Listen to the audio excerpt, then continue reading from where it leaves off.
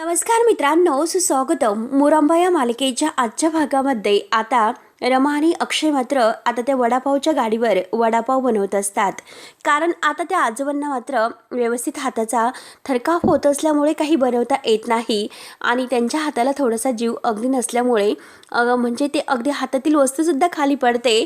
म्हणून रमा आणि आता अक्षय हे सर्व बघून आता स्वतः त्या गाडीवर वडापाव बनवतात. अक्षय आता म्हणतो की चला चला रमा आणि अक्षयचा वडापाव घ्यायला या, अगदी खमंग असा.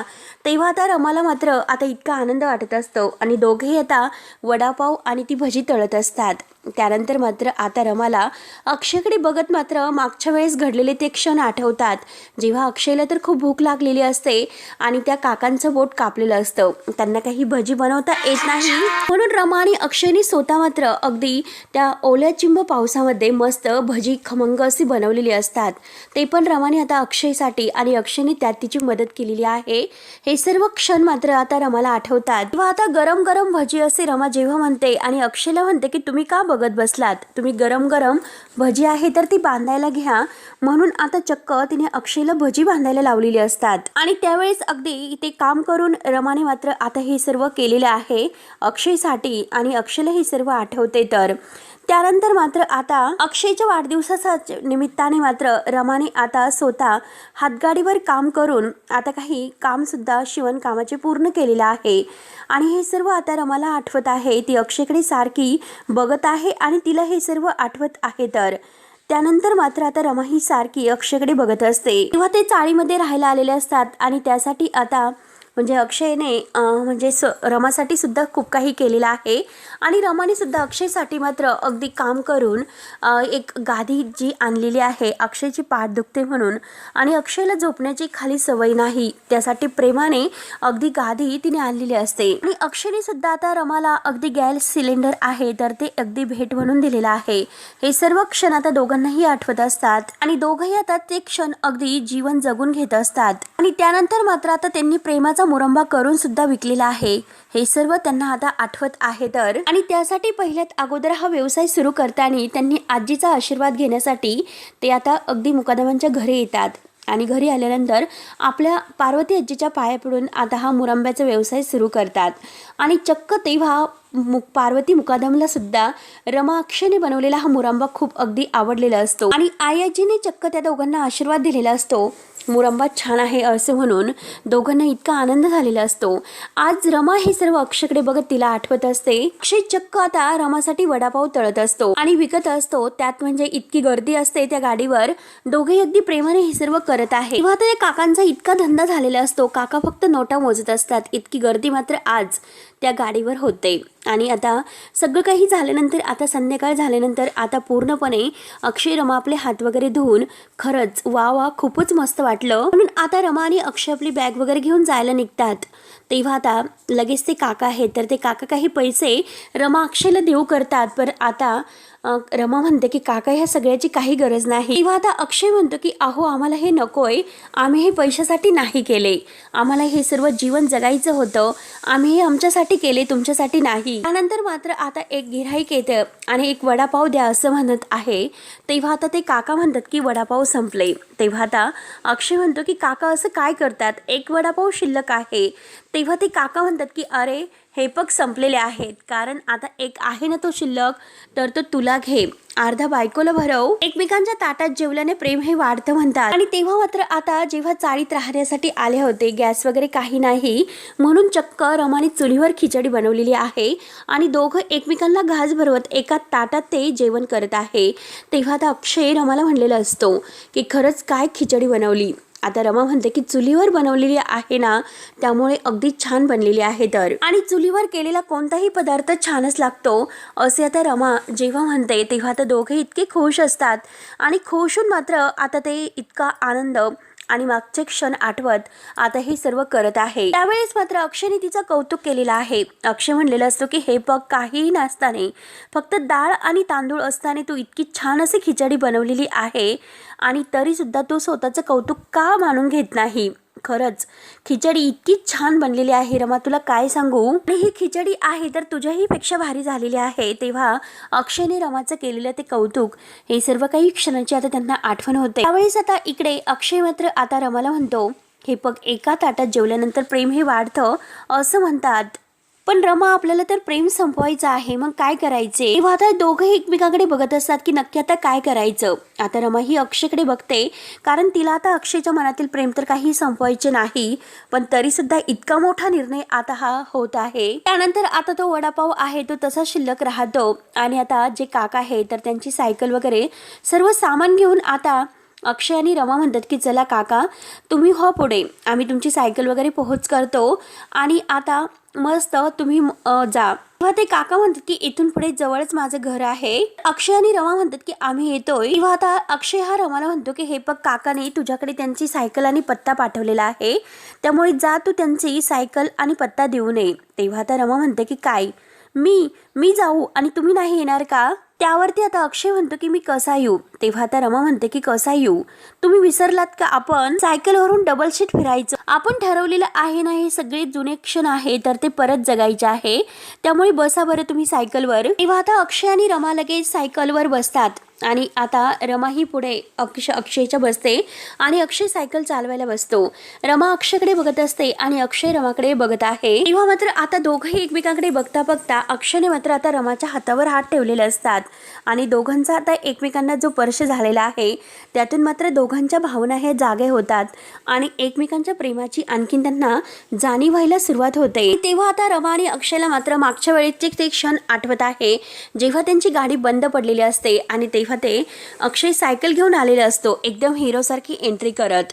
रमाला इतका आनंद झालेला असतो आणि दोघेही आता त्यावेळेस सायकलवरून येतात आणि दोघांनाही आता अगदी जुन्या काळात गेल्यासारखं वाटत आहे आणि यावेळेस सुद्धा आता दोघंही त्याच सायकलवरून आता त्याचसारखं येत आहे आणि तोच आनंद ते पुन्हा मिळवत आहे. दोघांच्या चेहऱ्यावर आता एक वेगळी स्माईल असते, दोघंही खूप खुश असतात आणि आता दोघं सायकलवरून जात असताना मात्र आता अण्णांची गाडी आहे तर ती मागून येते. आता अण्णांची गाडी मागून येते, अण्णांचं लक्ष आता ते दोघांवर जाणार, तोच अण्णांच्या मोबाईलवर एक फोन येतो आणि आता अण्णा फोन घेऊन म्हणतात की अक्षय देवधर आले की मला कॉल कर. आता मात्र अण्णांचं लक्ष काही आता समोर रमा आणि अक्षय जे सायकलवरून जात आहे त्यांच्याकडे अजूनपर्यंत काही गेलेलं नाही आणि फोनवर बोलता बोलता मात्र आता अण्णांची गाडी अगदी त्यांच्या जवळून निघून जाते.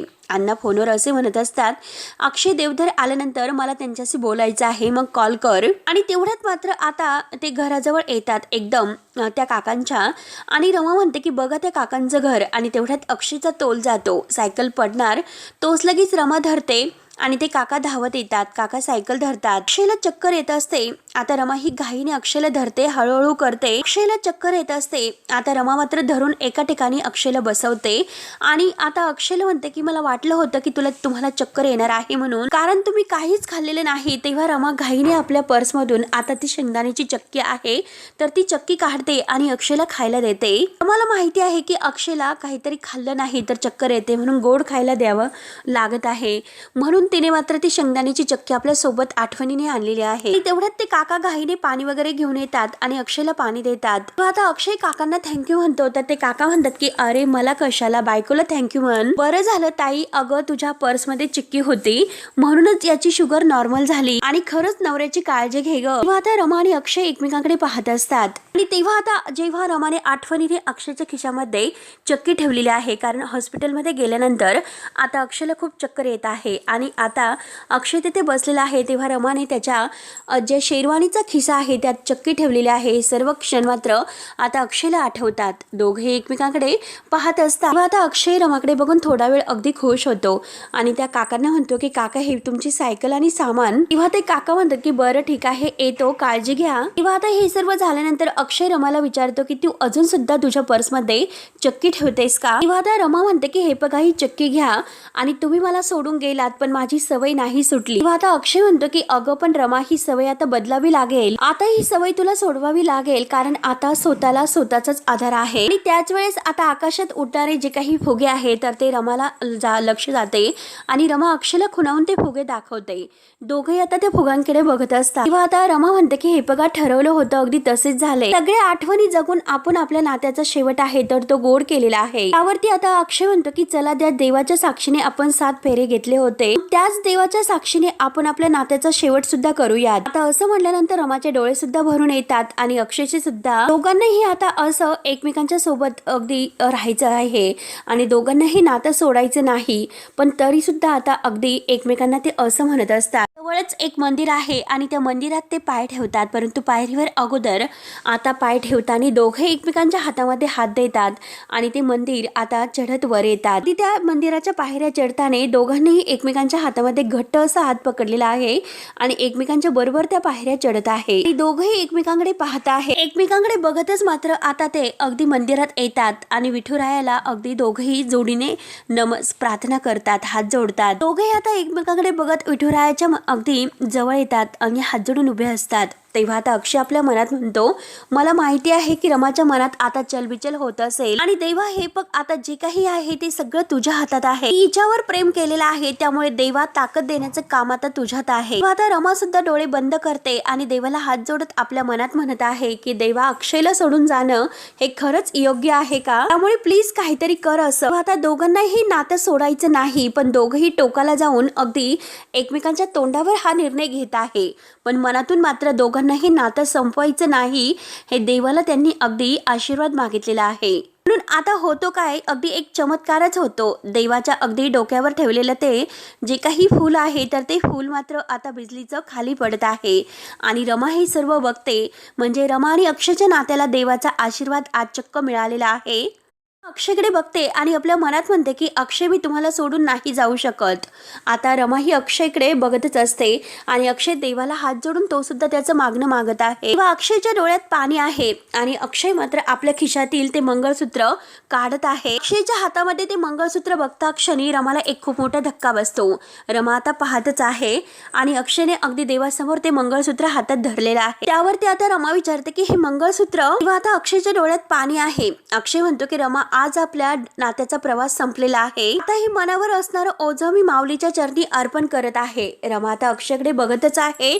रमाला काय करू आणि काय नाही काही सुचत नाही. रमा म्हणते की हे मंगळसूत्र तुम्ही. म्हणून अक्षय मात्र ते मंगळसूत्र विठुरायाच्या पावली ठेवतो पायाशी आणि तो रमाला म्हणतो की थँक्यू, तू इतकं प्रेम दिल्याबद्दल. तेव्हा आता रमाच्या डोळ्यात पाणी येत आहे आणि रमा अक्षयला विचारते की खरंच ही आपली शेवटची भेट आहे का? अक्षय म्हणतो की हो. तेव्हा आता रमा पुन्हा म्हणते की म्हणजे आज या मंदिरातून बाहेर पडताना आपण नवरा बायको म्हणून नाही, 2 अनोळखी व्यक्ती म्हणून बाहेर पडणार आहोत. तेव्हा आता अक्षयच्या डोळ्यात पाणी आहे आणि तो म्हणतो की 2 अनोळखी व्यक्ती आता वेगळे होणार आणि संपलं काही सगळं. तेव्हा रमाच्या डोळ्यात लगेच पाणी येते आणि अक्षयच्या सुद्धा डोळ्यात पाणी येत आहे. दोघेही आता अगदी डोळे भरून तेथून जायला निघतात आणि दोघेही पाठ फिरून आता जात असतात आणि तेवढ्यात देवाचा आता चमत्कार होत आहे.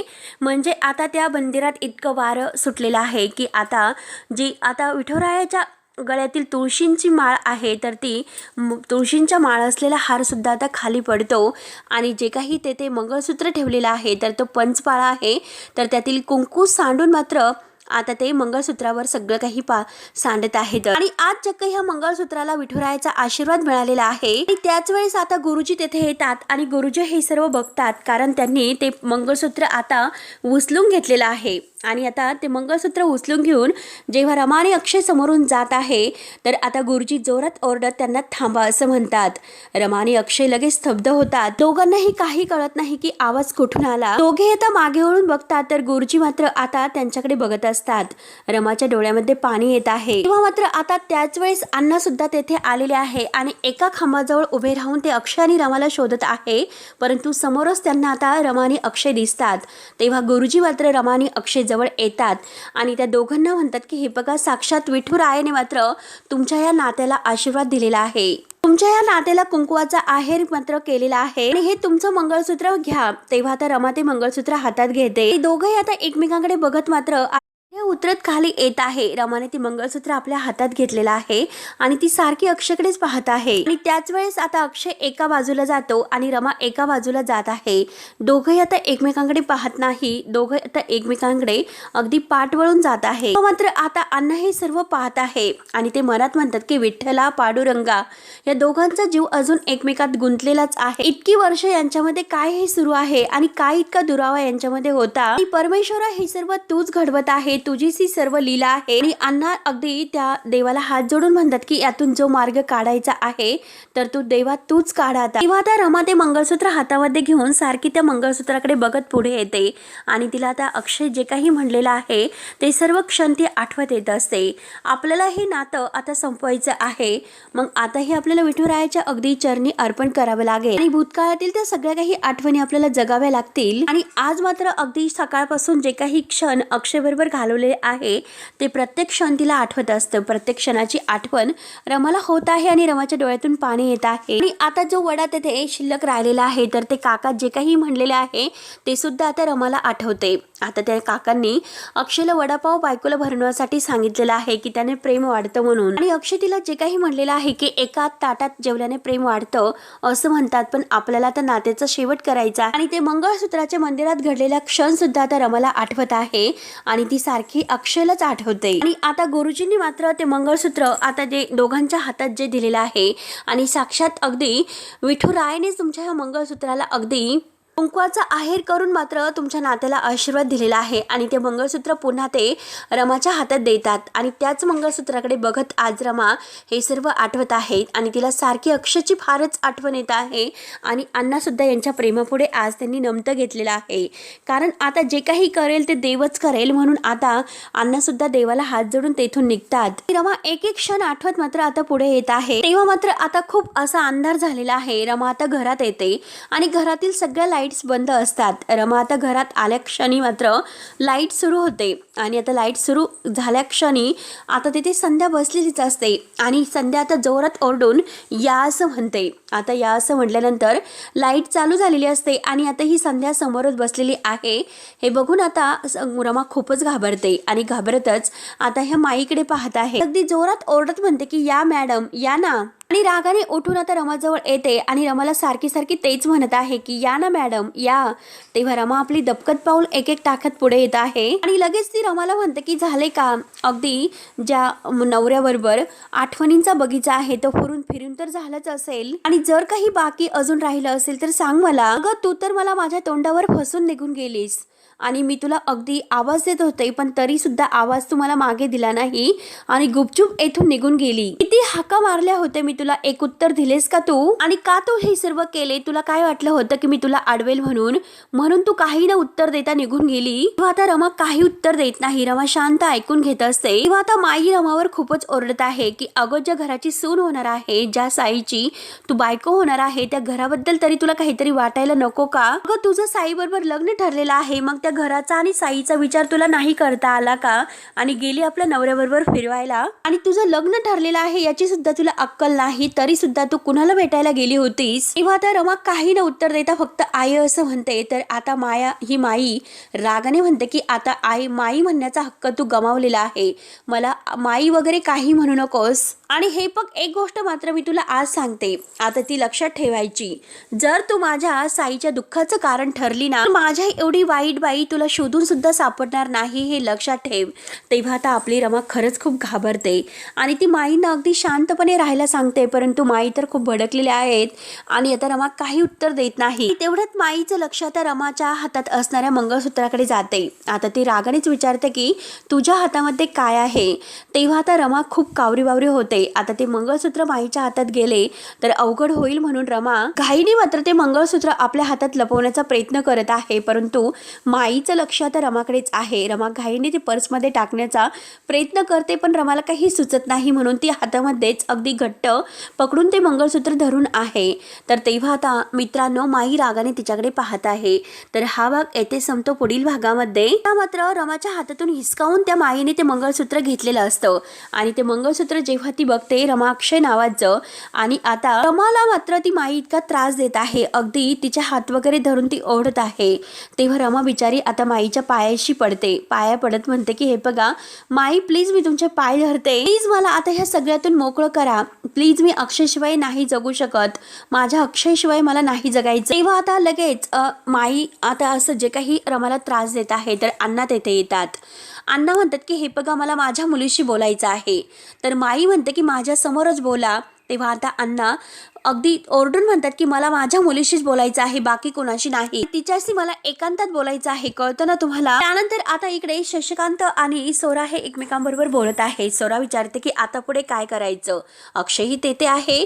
तर आता शशिकांत म्हणतो की तुझं लग्न. तर सोरा आणि अक्षय हे एकमेकांकडे बघत आहे आणि हे बघ आता ह्या लग्नाची तयारी आपल्याला करावीच लागेल आणि रमाला मात्र शेवटी तिची बॅग घेऊन या उंबरठ्यावर यावंच लागेल. तेव्हा आता अक्षय हा शशिकांतकडे बघत आहे आणि अक्षयला सुद्धा हेच हवं आहे की काही झालं तरी रमाला तिकडे यायचंच आहे आणि तिकडे रमाची सुद्धा आता अक्षयला सोडण्याची तयारी नाही. आता अण्णा सुद्धा आता अक्षय आणि रमाच्या नात्याला अगदी परत आशीर्वाद देणार आहे. तर मित्रांनो आता पुढे काय होतं बघण्यासाठी आपल्या चॅनलला नक्की सबस्क्राईब करत राहा. धन्यवाद.